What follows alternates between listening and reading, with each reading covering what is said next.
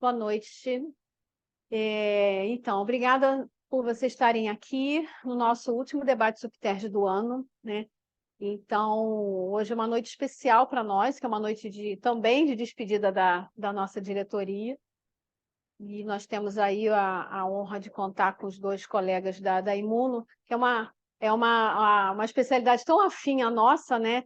E aí foi importante a gente trazer esse tema também.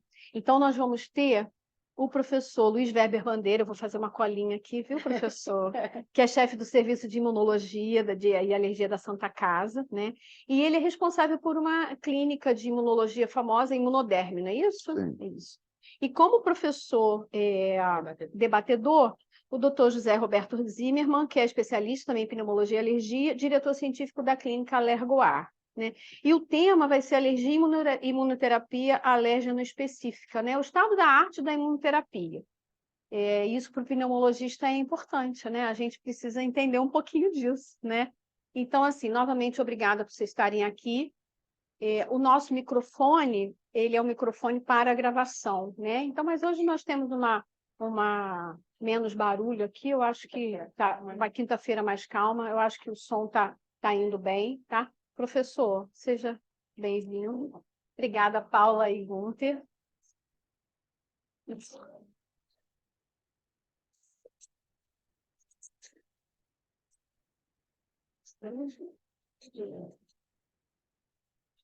Boa noite a todos.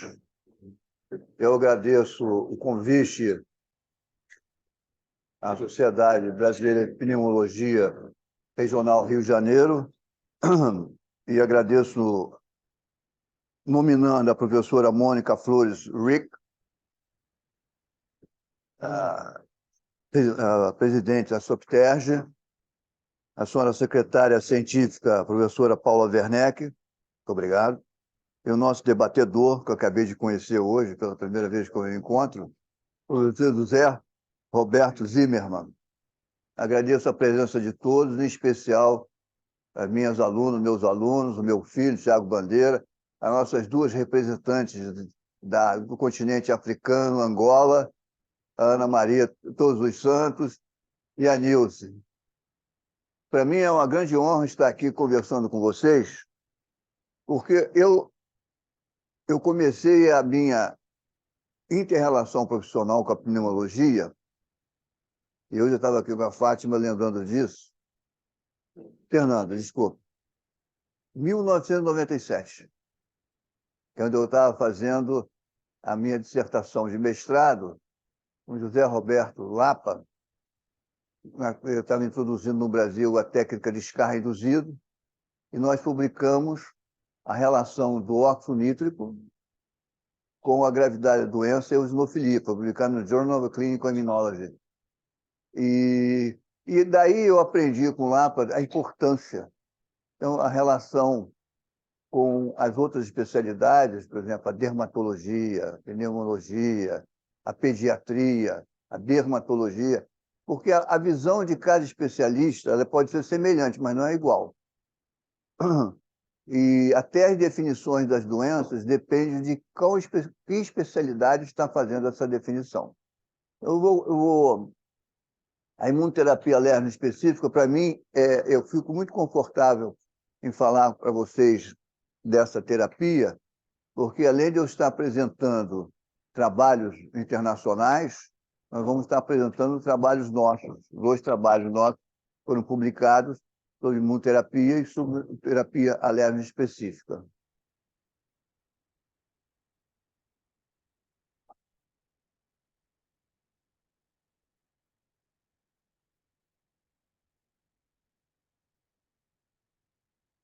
Então, eu represento a Santa Casa de Misericórdia do Rio de Janeiro, Serviço de Imunologia e Alergia Clínica Experimental, e vamos, então, conversar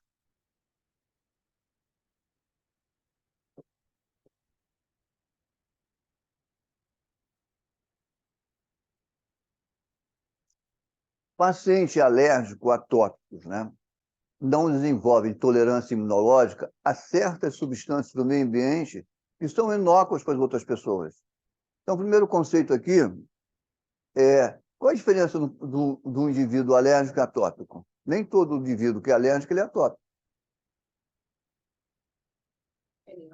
A atopia é um estado de mutação genética que permite o indivíduo ser alérgico. O indivíduo alérgico, um indivíduo atópico, se ele tiver um filho, tem 30% de possibilidade desse filho dele ser atópico. Se ele casar com uma mulher atópica, sobe para 50% a probabilidade. Então, depois nós vamos falar sobre doenças atópicas alérgicas, mas nem todo mundo que é alérgico é atópico. Por exemplo, o indivíduo que tem alergia à penicilina não é um atópico obrigatoriamente. Alergia à dipirona, a gente sabe que dessas substâncias todas anti-inflamatórias ou analgésicas, a dipirona é mediada por IgE, mas não é uma atopia. Então, o indivíduo atópico, ele não consegue tolerar determinadas substâncias do meio ambiente que normalmente as pessoas toleram. Esses pacientes são hipersensíveis a essas substâncias alergênicas. Qual o objetivo da imunoterapia alérgica específica? A imunoterapia principal, o objetivo principal da imunoterapia alérgica específica é você induzir a tolerância nesse indivíduo às substâncias que ele é alérgico. E há investigações... Está difícil aqui, hein?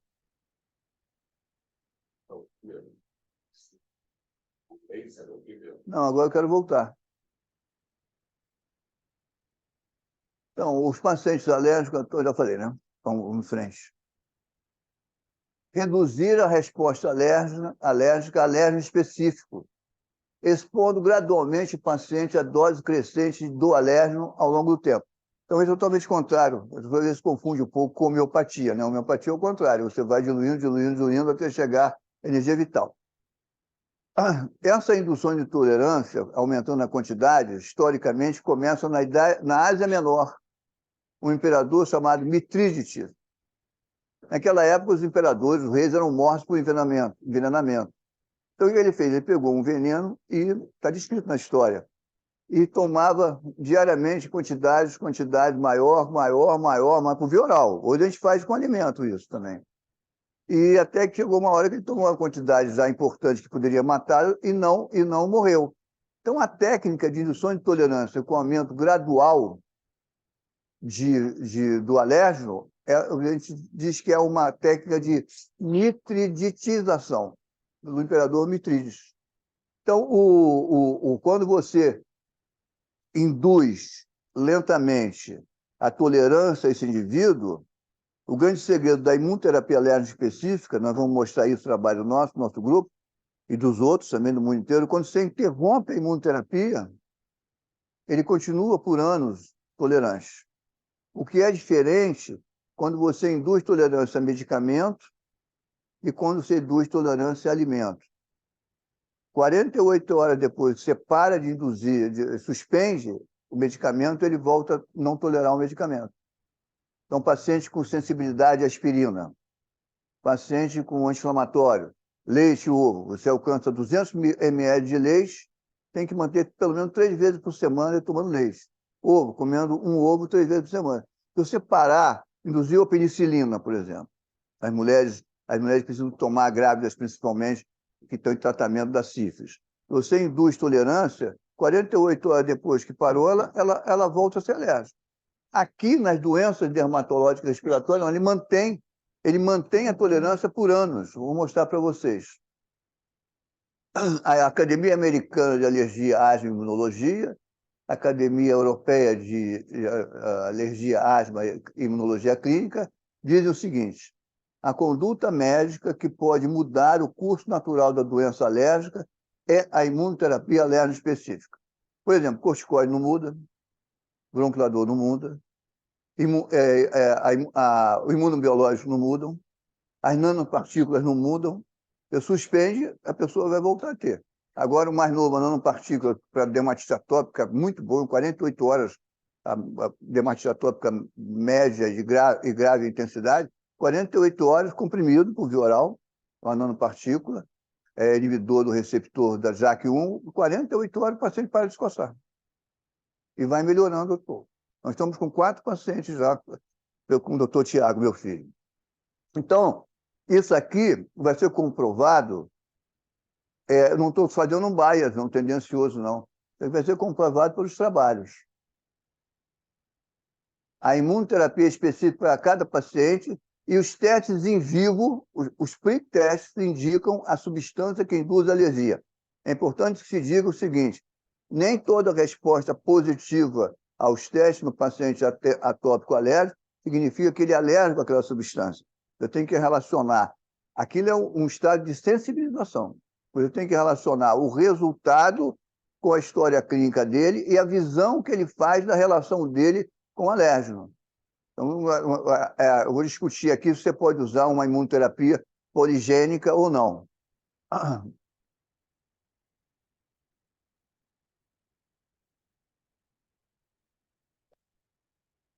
Em 2011, o mundo celebrou 100 anos de imunoterapia das doenças alérgicas atópicas. Em 1911, o professor Num conduziu o primeiro estudo mostrando que injeções repetidas de extrato bruto de pólen gramíneas em indivíduos com febre do fêmea, que é uma rinite alérgica sazonal, reduziu a sensibilidade imediata ao pólen dessas gramíneas. Eu quero dizer para você o seguinte: nas regiões tropicais, pólen não tem a mínima importância, porque as nossas flores, os pólenes são muito pesados, elas precipitam. A não ser que o indivíduo esteja trabalhando alguma coisa. Então, eu achei isso aqui, vocês vão gostar. Esse é um trabalho no Lancet, 10 de junho de 1911. Primeira referência, primeira apresentação do efeito da imunoterapia nos pacientes com doença alérgica.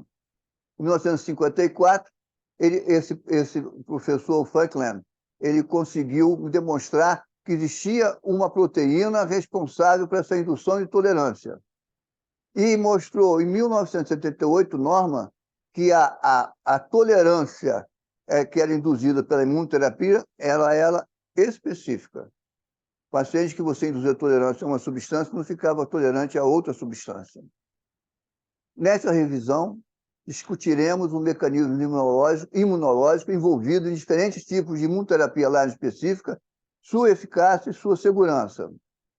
Nós vamos acompanhar esse trabalho nosso, foi agora, de 2023, todos os coautores estão aqui, e a maioria deles é um trabalho publicado na revista americana, indexada, com peer, é um trabalho de revisão de 187 artigos sobre imunoterapia.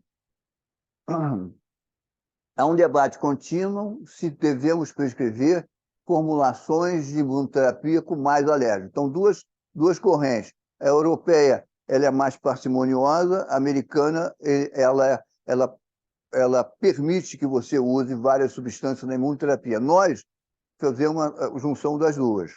Faz o teste, faz a história, e com o paciente você procura diminuir o máximo possível das substâncias que ele apresenta sensibilidade, apresenta alergia pelo teste, para fazer a nossa imunoterapia.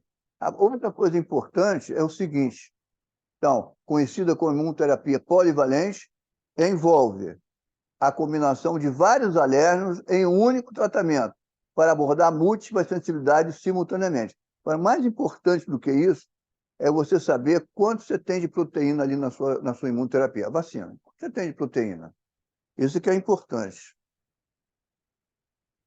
A padronização dos alérgenos utilizados na imunoterapia é um aspecto essencial para garantir a segurança e eficácia dessa abordagem de tratamento. Por quê? Cada alérgeno, a gente tem hoje já padronizado quanto você tem que usar por mês microgramas da proteína por ml. Vou mostrar para vocês. Então, quando a gente fala, atualmente a gente tem já um padrão de início da imunoterapia para não induzir sintomas, mas quando a gente fala que a gente tem uma diluição de 1 para 10, 1 para 100, 1 para 1000, mas 1 para 10, 1 para 100, 1 para 1000 de quê? Eu mostro para vocês. Nem todos. Por exemplo, eu não consigo fazer isso com a Broma tropicalis. Por quê? A Broma tropicalis é um ácaro da região tropical. Você não consegue comprar isso nos Estados Unidos porque não tem. Agora, quando você compra nos Estados Unidos, vem escrito, e eu vou mostrar, quanto você tem microgramas de proteína por ml. Unidade e qualidade padronizada dos alérgenos utilizados na imunoterapia alergênica. serve como uma medida de potência e padronização dos tratos alergênicos utilizados na imunoterapia alérgica específica. Quais são as indicações de imunoterapia? Rinite alérgica, conjuntivite alérgica, asma alérgica, dermatite atópica, alergia alimentar, picada de insetos, marimbondo, vespa, formigas e medicamentos.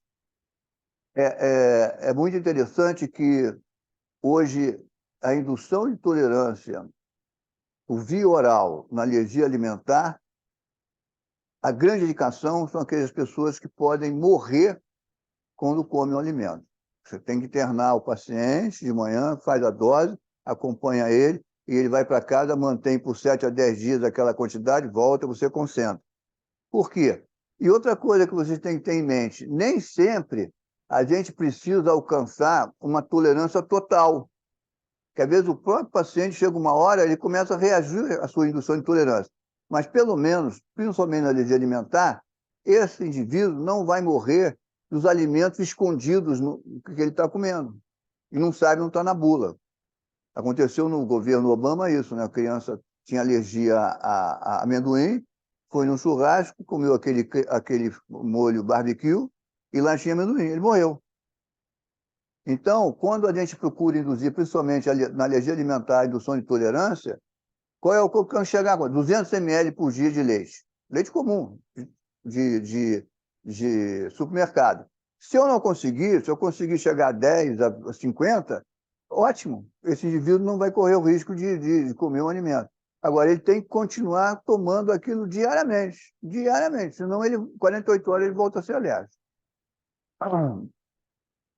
Eficácia, segurança, relação custo-benefício. Não resta dúvida mais que a Prefeitura do Rio de Janeiro, aqui um representante do nosso comitê científico da Prefeitura, ela gasta milhões de reais por ano com tratamento de internação com asma alérgica.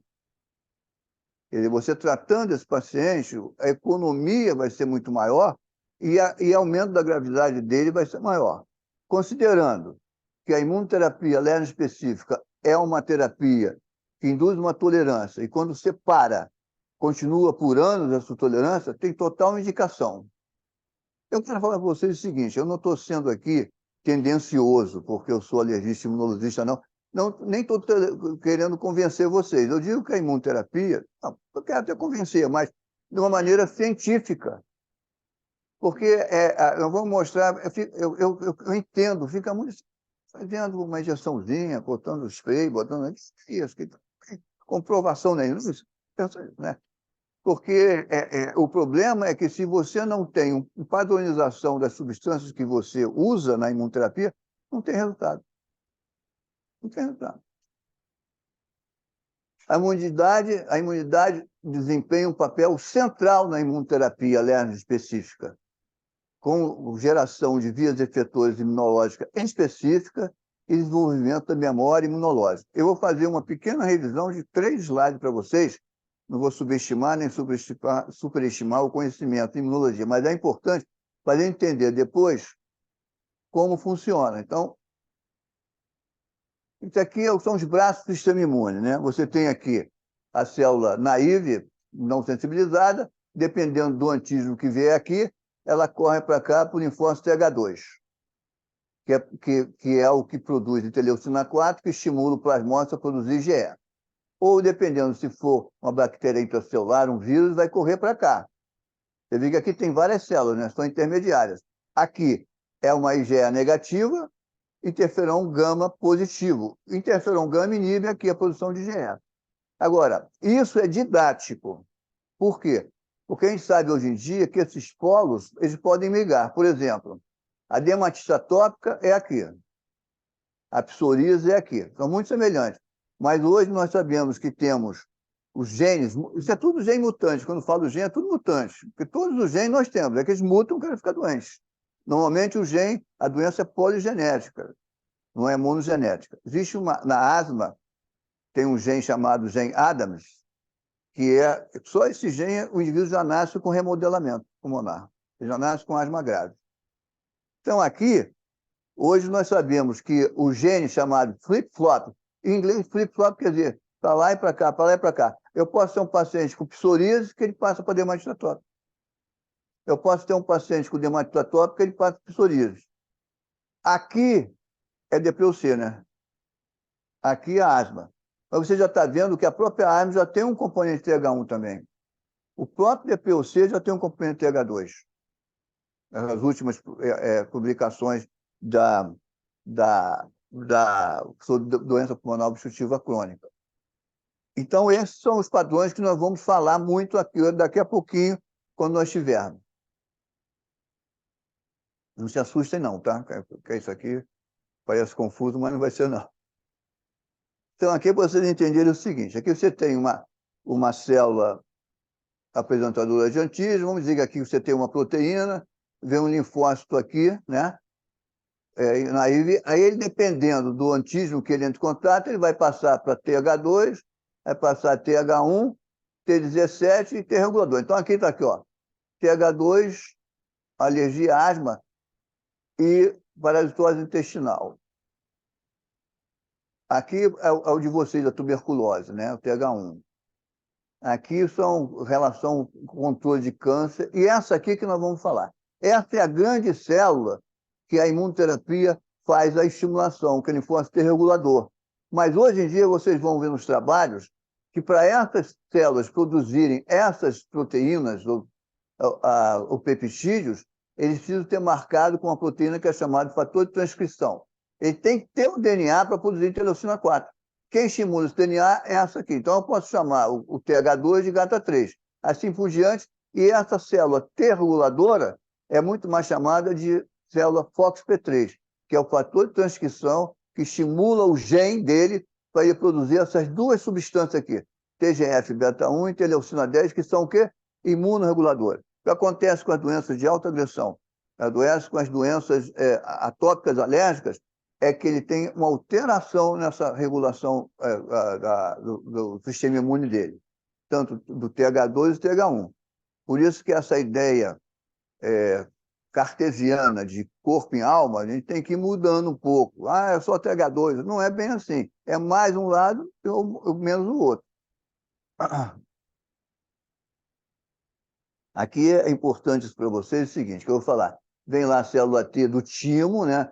O timo é uma universidade de informação do sistema imune. Aí ela vai dar essas células aqui, ó. CD4, linfócito TH2, CD25, que vão ser as células reguladoras do nosso sistema imune. Impede que haja estímulo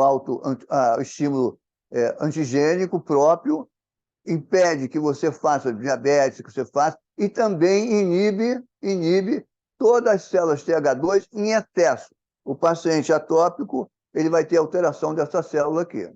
Então, as células T reguladoras, são que nós vamos falar, que eu vou falar toda hora, são CD4 e CD25. São células que conferem regulação das células T.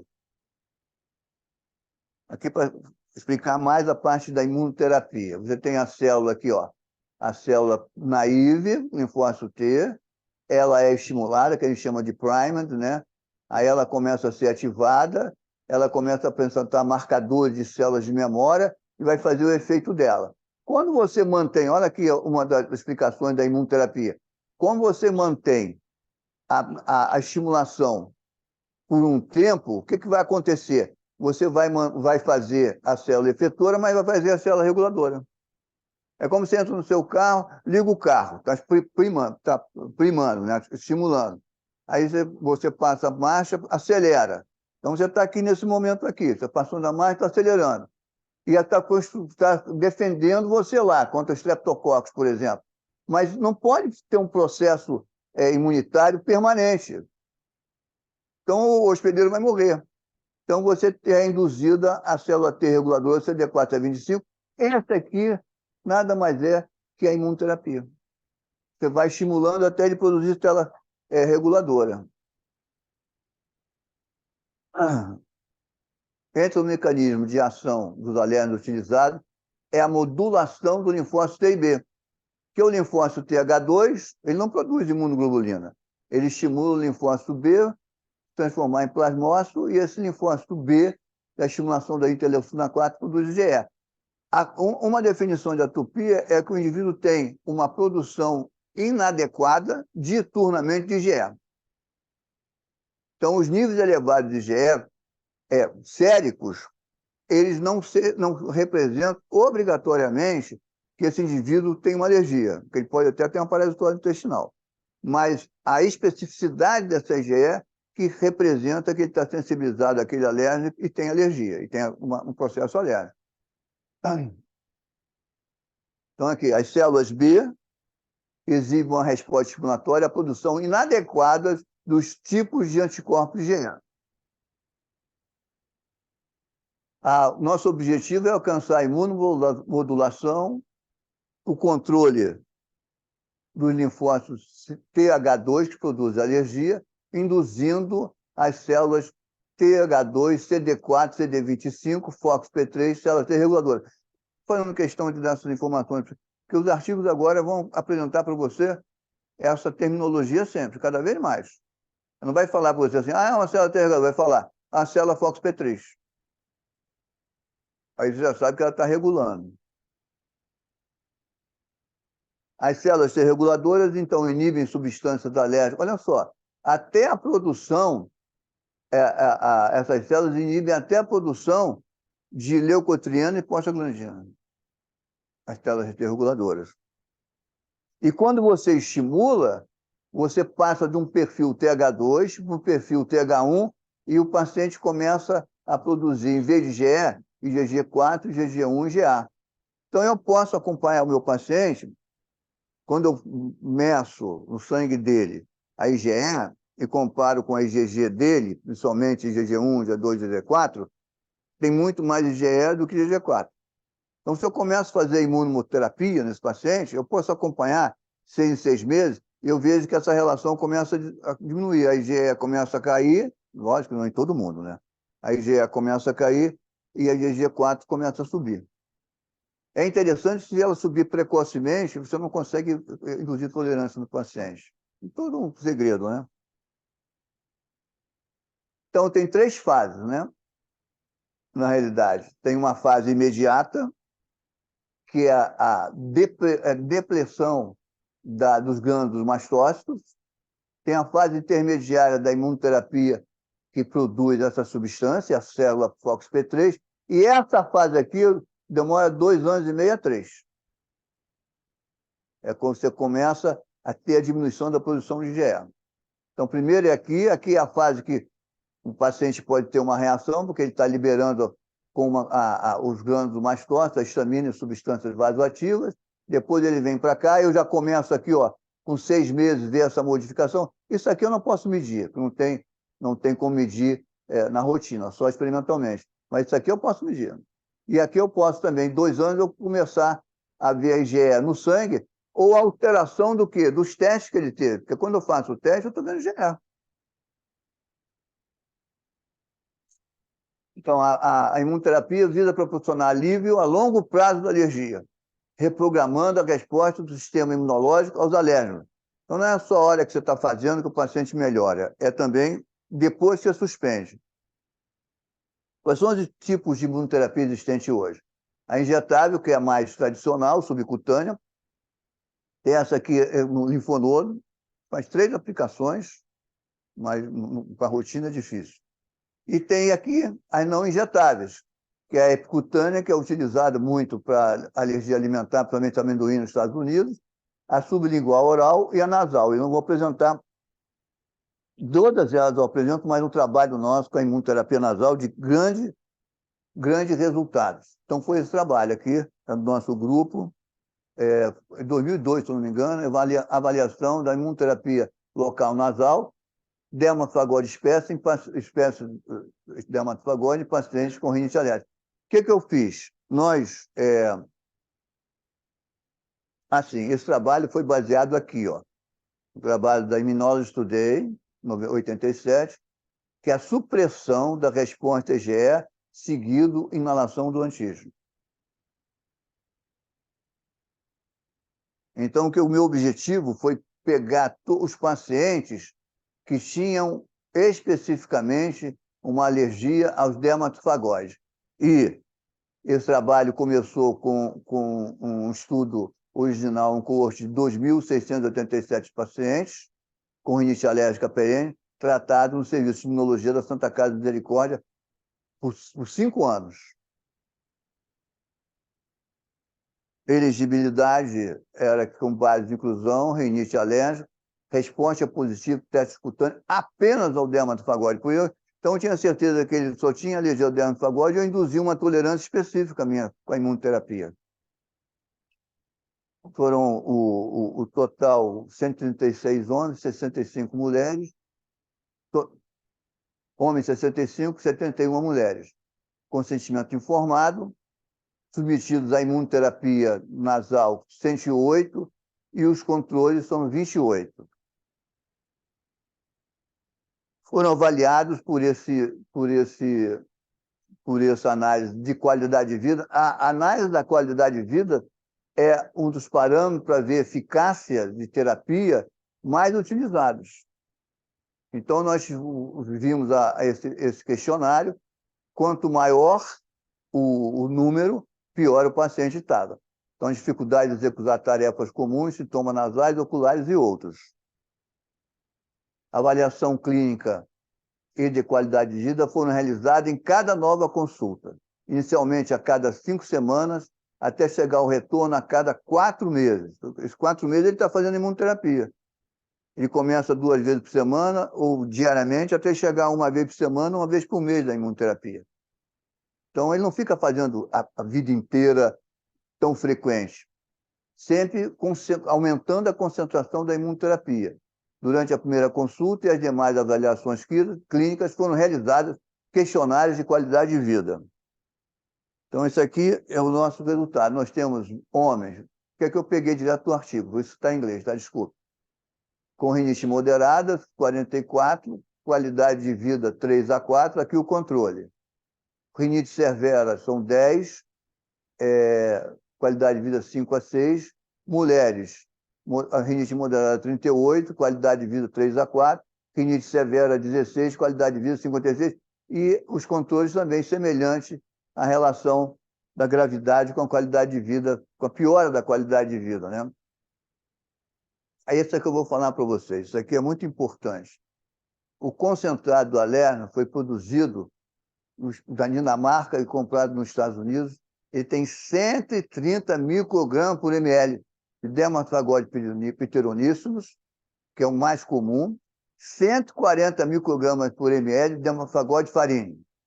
Os testes foram realizados com a leitura de 15 minutos na diluição de 1 para 10. Eu sei que eu peguei isso aqui, eu tenho 13 aqui no meu, né? Tinha 130, eu diluí 1 para 10 e fiquei com 13. Tinha 140, fiquei com 14. Dose terapêutica eficaz. Como é que eu sei? Vou te mostrar. Variando de 7 a 15 microgramas por mês durante o período de manutenção. Não começa aqui, senão induz sintomas. Como é que eu sei? Isso é o teste, tá vendo? Aqui eu tenho o meu padrão negativo, que é a solução salina fenolada. Aqui eu tenho meu padrão positivo, que é a histamina. E aqui eu tenho o meu antígeno. Se os meus padrões estão funcionando, eu posso confiar no meu teste. Porque ele pode estar tomando alguma medicação, está negativando. Então, o meu positivo vai estar negativo. Ele pode ter uma pele hipersensível, vai estar positivo aqui. Aqui é o seguinte, isso é importante. Ó. Qual é a dose terapêutica do dermatofagóide pteroníceos? 7 a 15 microgramas por ml ao mês.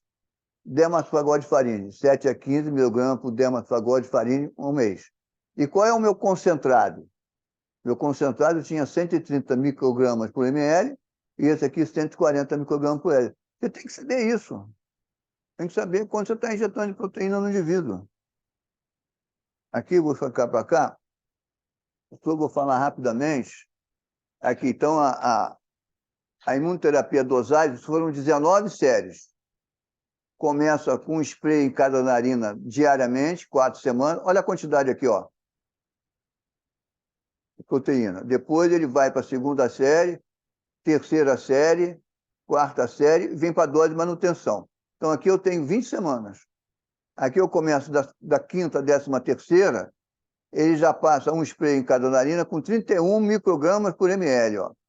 14ª, 15ª, ele passa 2 sprays 3 vezes por semana. Então, ele passou de 1 vez por semana para 3 vezes por semana. Então, manutenção, ó, aumentando. Aqui eu já tenho 26, ó. 16 a 17ª. 2 sprays, 2 vezes por semana, 3 meses. Só volta a consulta 3 meses depois, com 17,9 microgramas. As duas últimas, ele tem 8,9, ficando dentro do que o produtor diz que tem eficácia. Então, os resultados não foram... Isso aqui é importante, porque a gente sabe que quando você introduz o alérgeno por via nasal, ele tem uma ação nos linfonodos regionais cervicais anteriores, mas eles circulam quando marcados. Então, o problema, o risco que você corre é de você... E vai para o pulmão também, induzir um broncoconstricção, quase hipersensibilidade. Então, aqui... não foram observados efeitos colaterais sistêmicos ou broncoespasmos. Ambos os pacientes de controle com rinite moderada e grave apresentavam a qualidade de vida 3, 4, 5, 6, respectivamente, antes da imunoterapia. A comparação dos casos controle durante a fase de uso de medicação sintomática, corticoide local e antihistamínico local.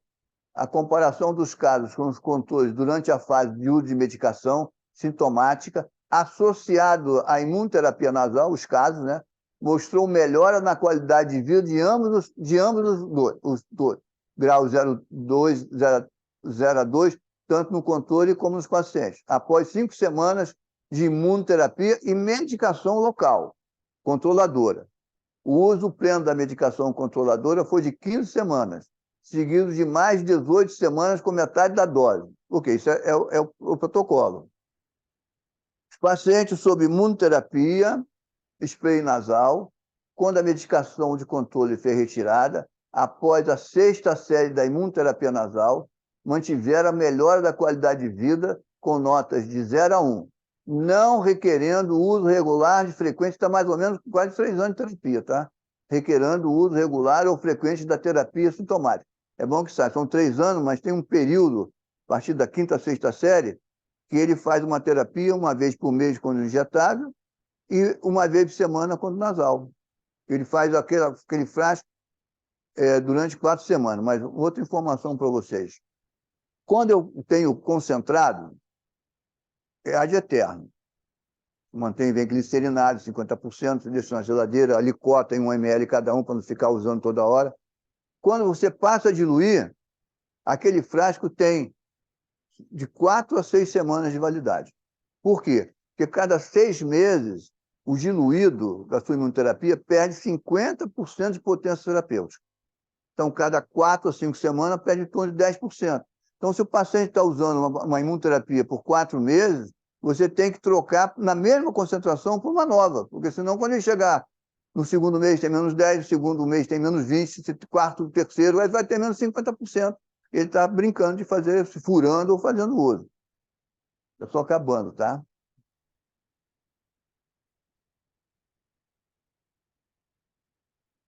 Até o tempo final da avaliação, 3 anos e 2 meses, os pacientes que permaneceram até o final do regime de imunoterapia, 89 pacientes, não apresentaram significativamente a necessidade de medicação controle, permanecendo com grau de qualidade de vida 0 e 1. Ótimo, né?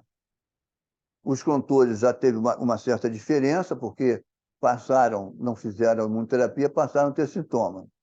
O questionário de qualidade de vida nesses pacientes ficou entre 3 e 5, mostrando que a medicação sintomática não muda o curso natural da doença. Já a imunoterapia mudou o curso natural da doença. Conclusão. A mucosa nasal é considerada a porta de entrada para inúmeros patógenos, uma vez que um grande número de órgãos linfóides são localizados nesta área, a imunoterapia nasal local tem sido considerada um método favorável para desencadear a tolerância imunológica, especialmente quando visando um único peptídeo imunodominante de um alérgeno. Além disso, a imunoterapia nasal local é menos invasiva que a imunoterapia por injeção, que é a mais tradicional. Eu uso essa também, com menos reações sistêmicas. apresenta a conveniência de via de introdução e, por isso, pode resultar em maior adesão ao tratamento. Porque o grande problema é a adesão, né, na injeção, em qualquer idade, além de oferecer menor risco de efeito adverso ao paciente quando comparada à via subcutânea. Esse trabalho foi publicado e apresentado na Congresso da Imunologia, Congresso da Alergia, foi reproduzido na Sociedade Brasileira de Imunologia e, mais importante, foi reproduzido na Sociedade Brasileira de Pneumologia. Está lá o trabalho lá. Bom, isso aí é o nosso serviço. Essa coisa maravilhosa aqui, né, que é a Santa Casa. Vocês acreditam que eu arrematei num leilão, há alguns anos, duas moedas de bronze de 12 de julho de 1852. Foram mandadas a cunhar por Dom Pedro II para a construção desse prédio aqui. Porque existia um outro prédio, pequenininho. Esse é o novo Hospital Geral da Santa Casa de Misericórdia. Esse aqui é o nosso serviço na Santa Casa. Aqui nós temos a minha equipe. Esse cara bonito aqui sou eu. Meu filho, minha filha, minha mulher, minhas alunas todas, meus médicos. Aqui é a equipe lá na Santa Casa. Meu querido amigo aqui que me conheceu no primeiro ano da faculdade, o Rui, faleceu de Covid. Aqui aí eu tô fazendo uma notificação do nosso curso, né, de pós-graduação, lato sensu, residência médica, na Universidade de Sá, e aqui o contato para inscrição. Agora eu acho que eu vou apresentar aqui uma fotografia. É isso aí. Isso aqui é histórico. Isso é histórico. Isso aqui, só tem eu vivo. Vocês acreditam? Ó, eu estou aqui com 31 anos assumindo a reinauguração do serviço. Estava até conversando com ela sobre isso. Clementino Fraga Filho entrou na expulsória, voltou para Santa Casa. Meu chefe, professor, meu pai da imunologia, Oliveira Lima, não quis, aí me indicou. Eu assumi no dia 21 de julho de 86. Esse aqui é o professor Magalhães Gomes. Essa reunião aqui foi a última reunião que o Magalhães Gomes foi. Aqui, ó, professor, o pai, né? Davi Azulay. Aqui foi o meu chefe de residência, o professor Lócio. Então, essa aqui é uma fotografia histórica. Eu agradeço vocês, espero que eu tenha oferecido as informações bem didáticas e sucintas para vocês. E estou à disposição de vocês para pergunta, ou para não pergunta, tanto faz. Obrigado.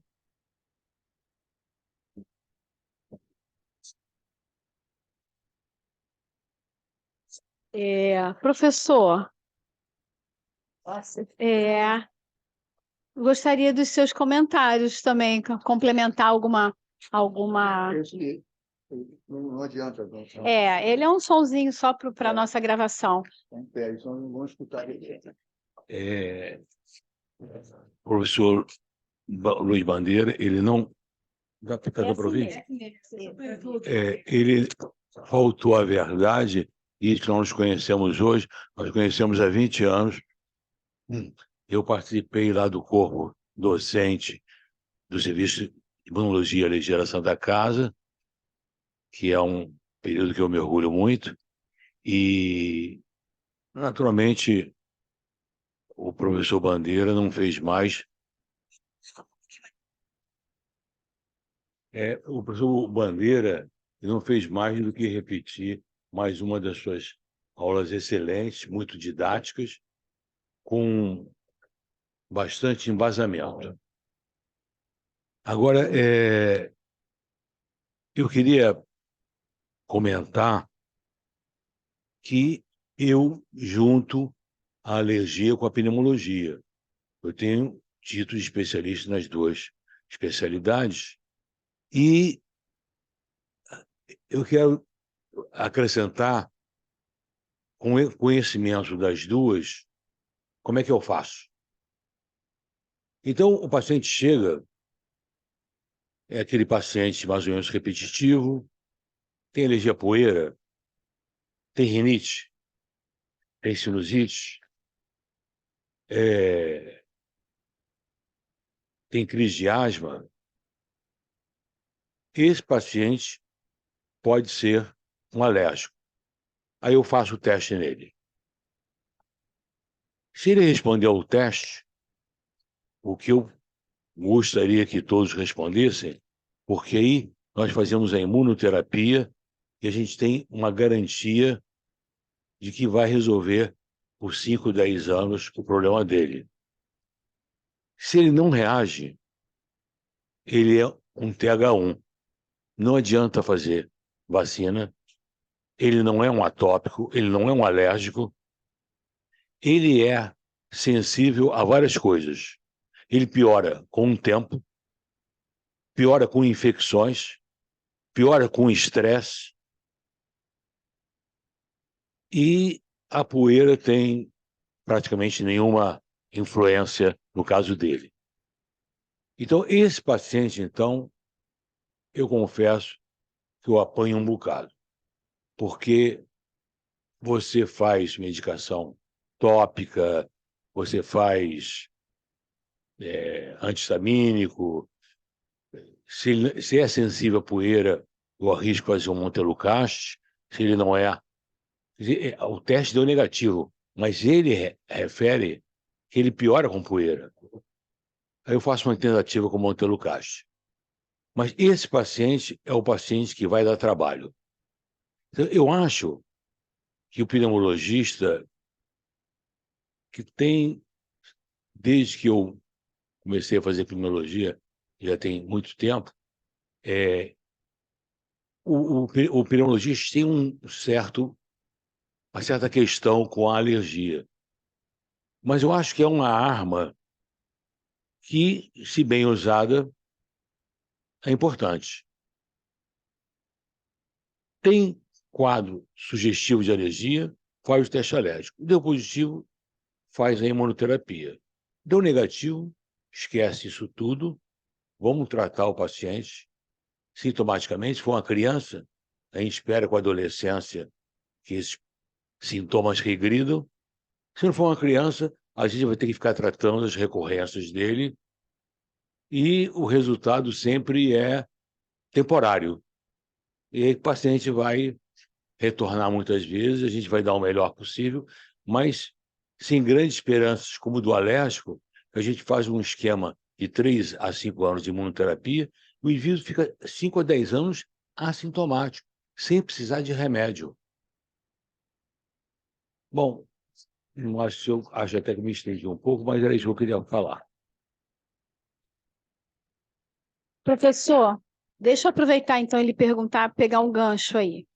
E esses pacientes, ao final desses 10 anos de prazo, né, de validade da imunoterapia, eles têm benefício em retomar a imunoterapia se eles voltam a ter muitos sintomas de alergia? O senhor vê benefício de retorno a isso? Porque isso é uma queixa frequente no consultório.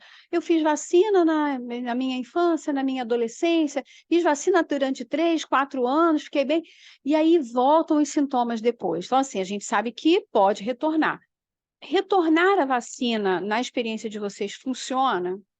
Antes de retornar à vacina, ele precisa repetir um teste alérgico para ver se ainda é sensível àqueles alérgenos. Se for sensível, se o professor Bandeira quer acrescentar alguma coisa, se for sensível, está mais do que indicado um novo esquema de imunoterapia. Certo. Queria adiantar só isso. O ano passado, em 2022, a gente teve o 7º Imunorrio, o nosso congresso, o nosso serviço. E quem estava presente, falando do Canadá, era o presidente da GINA, o professor Jean-Louis.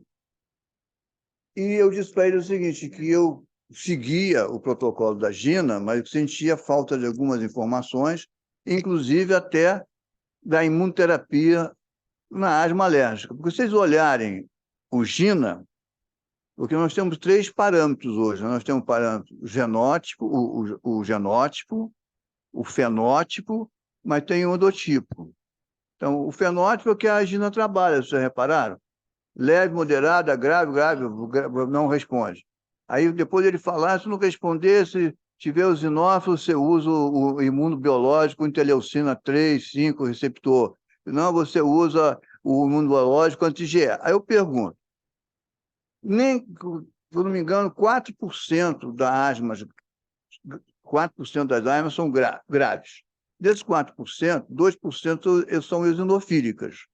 Agora, você pode ter uma asma eosinofílica que não é efetivamente alérgica, pode ser uma aspergilose bronco-não-alérgica. Então, você não vai direto tratar com imunobiológico. O paciente pode ter polipose nasal, eosinofilia, broncoespasmo e ter uma sensibilidade anti-inflamatória. E você vai ter eosinofilia. Então, se você for tratar com antirreceptor de interleucina 3 e 5, não vai melhorar o paciente, porque ele está continuando a tomar aspirina. Então, eu acho que falta ainda na Gina a parte do endotipo e do genótipo. Eles botam lá genótipo, atópico, acabou. O resto tudo é não atópico, é chamado de tipo T2 e tipo não T2. Até a gente brinca, não sei porque é T2 e não T2. Devia ser gato e não gato. Pois é. Então, acho que nós mesmos, os pneumologistas, imunologistas, temos que ver esse conceito, porque no GINA, eu acho que só tem um alergista, o resto tudo é pneumologista. Então, eu tenho esse enfoque da parte de outras doenças que podem causar aquela asma naquele paciente. Eu tenho só mais uma pergunta, depois eu passo para você, Paulo. Em relação ao seu trabalho, vocês fizeram esse trabalho com a imunoterapia nasal específica para dermatofagóide, pteroníceos e farine. Essa vacina nasal, ela já é aplicável no uso diário? Ou isso foi só um trabalho? E tem para outros aeroalérgenos?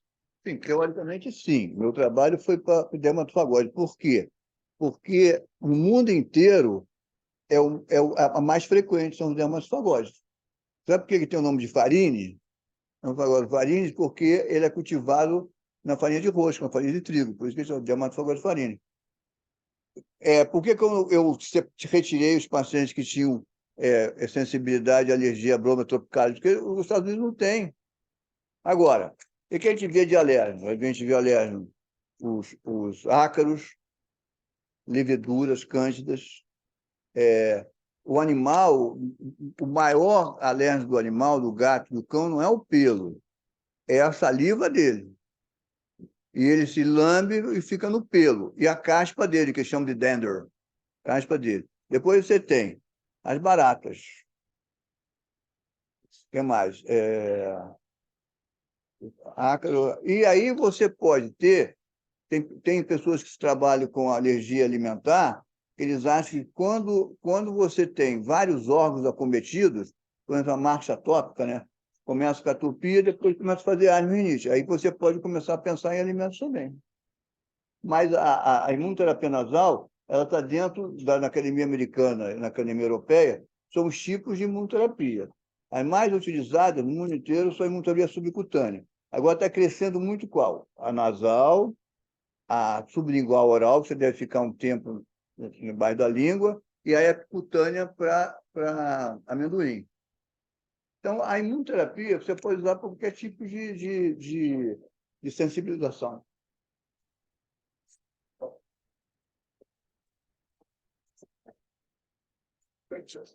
Professor, a minha pergunta é simples. Como que a gente faz, através do SUS, para encaminhar o paciente para o serviço... Eu estou ficando com deficiência auditiva, tenho que ficar mais cuidado. Como que a gente faz, através do SUS, para encaminhar o paciente para o serviço de imunologia? É via CISREG ou... Não, nós não temos SUS. Nós temos lá na Santa Casa uma associação, chamada Associação de Saúde e Sustentabilidade ASA. Essa associação é mantenedora do serviço. Então, se o paciente chegou lá, vai ao serviço, tem uma assistente social. Se ele demonstra... Isso é um problema sério, sabia? Parece que não, mas traz a sua carteira. Às vezes o cara desaparece. Então, tem uma assistente social para ver a possibilidade dele. Então, tem lá, eles chamam de asa 1, asa 2, asa 3. O asa 3 é totalmente gracioso. Tanto a consulta, os testes, a vacina. O 2, ele tem uma diminuição de valor. E o 1, uma diminuição menor de valor. Então, não precisa ter o SUSREG. A gente está até pensando que o Tiago Bandeira é o presidente da ADAS. E por isso que eu digo que ele é meu herdeiro. Mas a gente está pensando agora, como a gente está lá em contato muito grande na prefeitura, ver se a gente consegue trazer o SUS para o nosso serviço. Não na Santa Casa, porque é impossível fazer SUS na Santa Casa, mas fazer o SUS com a água, entendeu? Mesmo que a consulta, parece que a consulta está R$7.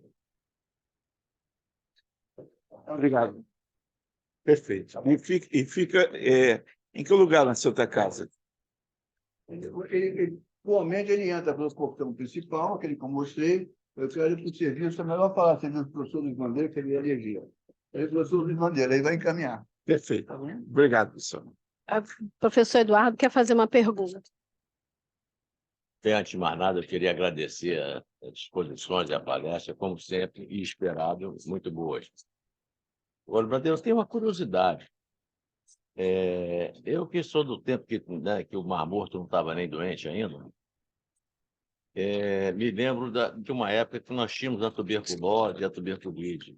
E, se não me falha a memória, o velho professor Oliveira Lima era um defensor da sensibilização na uveíte por tuberculose, no eritema nodoso, no eritema hidrolato de Bazin, esses que eram considerados as tuberculides, né, diferentemente das tuberculoses.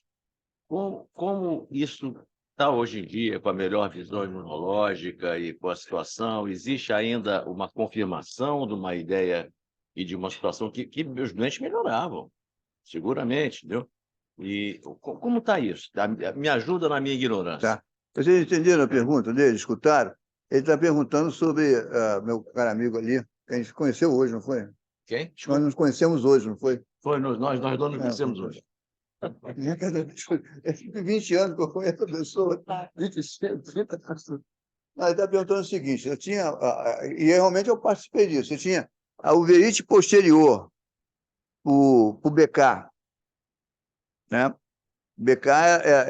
O BK não estava lá, era o antígeno do BK. Toxoplasmose, estava o toxoplasma lá. Reumatismo de Ponce.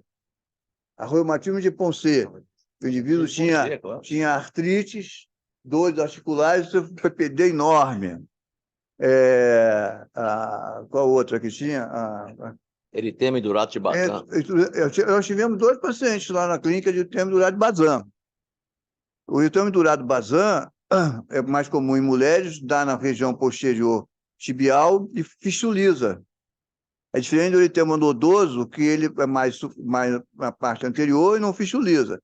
E a diferença principal, que no eritema nodoso, você não tem a bactéria. Pode ser por vários motivos, falando do BK. Não tem a bactéria, tem antígeno da bactéria. No eritema hidrolato de Bazin, se você fizer PCR da lesão, vai ter lá a proteína do BK. Por isso que você usa, teoricamente, você usaria a isoniazida, mas acaba tendo que usar o esquema TRIPS. Na década de 90 e 2000, a gente usava muito, com resultado, que era a tuberculina bruta de copa. Tuberculina bruta de copa veio a velha tuberculina, veio antes do PPD, né? Que é o derivado proteico purificado da tuberculose bovina. Mas hoje em dia a gente não tem mais a tuberculina bruta de copa, pior ainda, que a gente trabalhava com uma técnica chamada de Convit, que era um Jacinto Convit, que era um imunologista da Venezuela, radicado nos Estados Unidos, que a gente utilizava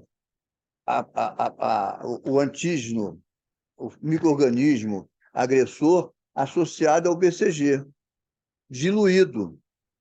Ou seja, não dava aquela pústula. Mas hoje em dia a gente não tem nem mais BCG.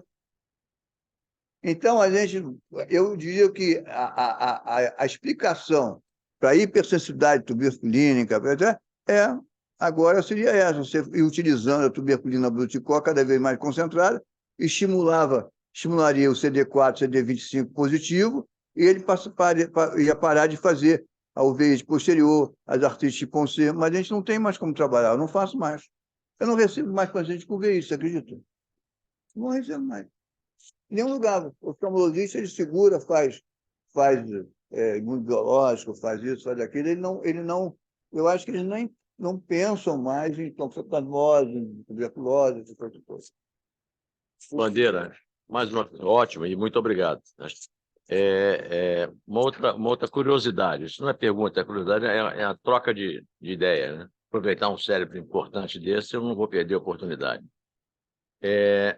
Essa transição do TH1 para TH2, como você mesmo vê, a gente tem que sair daquela situação cartesiana, né?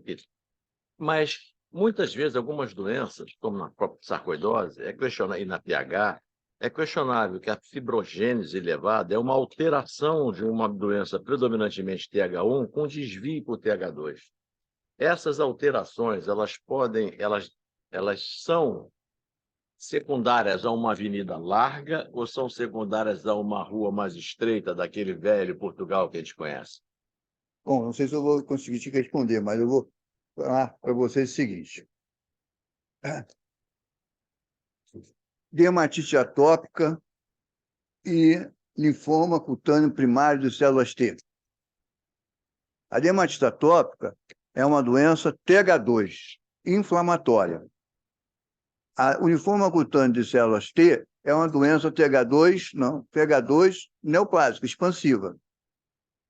Qual é a célula que, com a evolução da micose fungótica, que é o nome, né?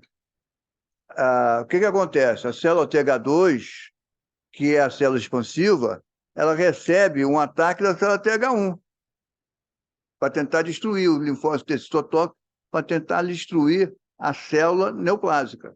Então, é muito interessante que a célula neoplásica mata a célula TH2 através de indução de apoptose. Então, eu digo que isso foi tese de doutorado. Eu digo que ali é uma briga fratricida, né? Que é o TH2 neoplásico e o TH1. Na dermatite atópica, se você analisar a genética da dermatite atópica, a genética da psoríase, você vai ver o seguinte: quando a dermatite atópica ela vai cronificando, porque 82% desaparece na adolescência, começa na primeira fase da vida, desaparece na adolescência. Mas a gente está vendo que mais pessoas estão caminhando para a fase adulta com dermatite atópica. O que acontece? Aquele padrão TH2 começa a aparecer o padrão TH1. Ou é um estado de cronificação, ou uma tentativa do seu próprio sistema imune contrabalançar a elevação do TH2. Você vai ver também na psoríase que ela pode passar para TH2. Naquilo que eu falei, ela passa para a dermatite atópica.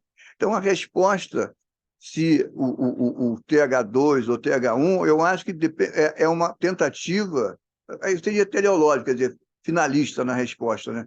É uma tentativa de equilíbrio. Entendeu? Quando um braço TH2 aumenta, o TH1 começa a tentar produzir, entre aspas, o interferon gama para inibir o TH2. Quando tem uma célula neoplásica TH2, você tem o TH1 querendo matar o TH2. Isso, outra coisa interessante é o seguinte: qual a diferença da dermatite atópica para uma doença expansiva? Uma inflamatória ou expansiva? É o seguinte: a dermatite atópica ela é policlonal. Então, as células que produzem IgE são várias. E na doença neoplásica, é o sine qua non, é monoclonal, é uma célula que está produzindo toda aquela lesão. Então, o conceito fundamental de doenças expansivas, neoplásicas, é a monoclonicidade. Porque toda vez que ele estava lá, que a gente discutia isso na vacinação do Covid, nós respondemos policlonalmente, fisiológico, você não responde com uma célula. Por exemplo, estou me alongando um pouco, né? É que eu vou delirando e tal. Você entra em contato, os indivíduos entram em contato com o streptococcus. A principal proteína do streptococcus é a proteína M. Um streptococcus tem 60 determinantes antigênicos diferentes. Então, quando você faz uma infecção com streptococcus, você produz 60 clones diferentes de linfócito T e linfócito B. E outra coisa muito importante, o nosso sistema imune, ele não sabe que você está sendo infectado por streptococcus. Ele não está sempre você está sendo infectado por um vírus, pela lepra, pela tuberculose, ou uma célula transplantada, ou uma célula neoplásica. O que ele sabe é o seguinte, que aquela proteína tem uma sequência em torno de 8 aminoácidos que é diferente do nosso genoma. Como é o nome desse determinante antigênico? Já falei. Qual é o nome desse sequência de aminoácidos? Antígeno. Antígeno. Que é uma estrutura que o seu imune não sabe. Ele reconhece, caramba, isso aqui, ó, isso aqui é diferente quanto o meu genoma. E aí ele produz o quê? Contra esse corpo, um antigore, um anticorpo. Aí a explicação da nomenclatura. Então, eu acho que eu não consegui responder toda a sua pergunta, porque eu também não sei tudo que você perguntou. Mas eu acho que primeiro, uma condição genética de mutação. 30% da população tem uma mutação genética para ser atópico. Diz os alergistas, graças a Deus. Agora, é uma procura de adaptação a uma situação anômala ao seu organismo. Poderia a permanência de estimulação antigênica ser um fator causador dessa mudança de resposta TH1, TH2? Conjecturando. Mas acho que sim, você começa a estimular um polo e o outro polo começa a tentar manter o equilíbrio. Entendeu? Muito obrigada. Todo mundo satisfeito? Alguém quer mais fazer alguma pergunta, algum comentário? Não? Não.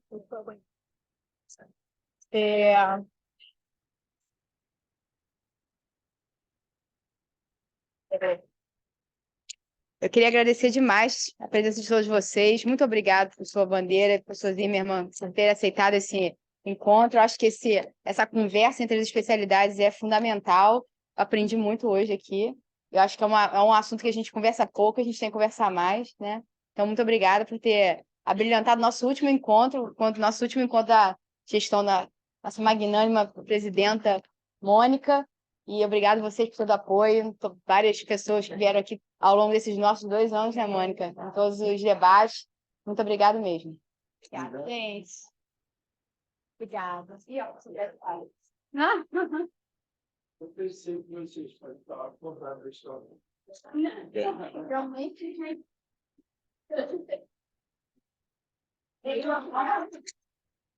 Bem, antes de mais nada, parabenizar, como sempre, mais uma vez, o evento.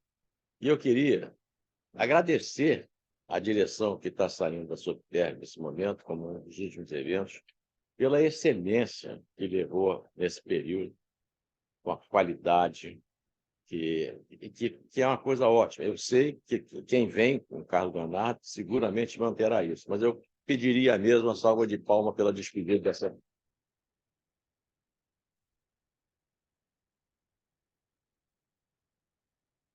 Eduardo, obrigada.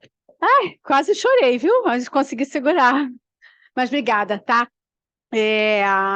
A gente só recebeu vibrações positivas, eu acho que a gente sai com a sensação realmente do dever cumprido, né? De uma gestão leve, uma gestão que trabalhou muito, mas que foi um prazer enorme, né? Então, a gente tem a agradecer a vocês que estiveram aqui conosco e meu braço direito e esquerdo, né? Que estão sempre aqui. Então, assim, obrigada demais por vocês. Eu tenho certeza que Leonardo vai conseguir abrilhantar e continuar levando a Sopterj, mas nós fizemos um bom trabalho.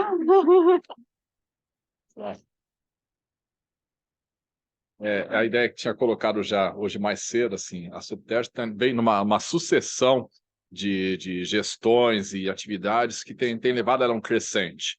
Atualmente, o nosso congresso aqui acabou se firmando já sempre com mais de 1.000 participantes, né?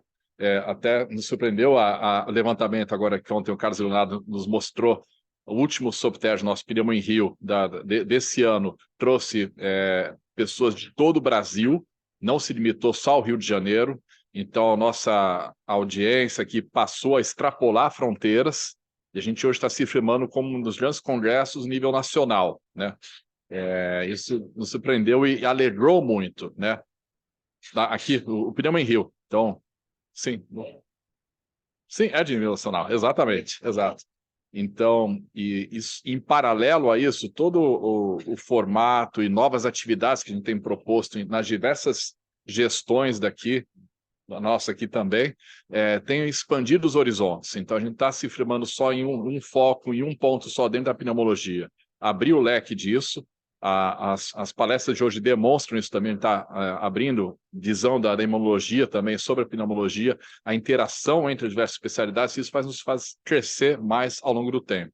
E acho que é um caminho bom e provavelmente o Carlos Leonardo vai tomar isso pela frente também. A gente está deixando um legado positivo, uma situação bastante tranquila da gestão, para as próximas gestões também, e acho que um campo bem fértil para a gente poder florescer mais à frente. Obrigado a todos.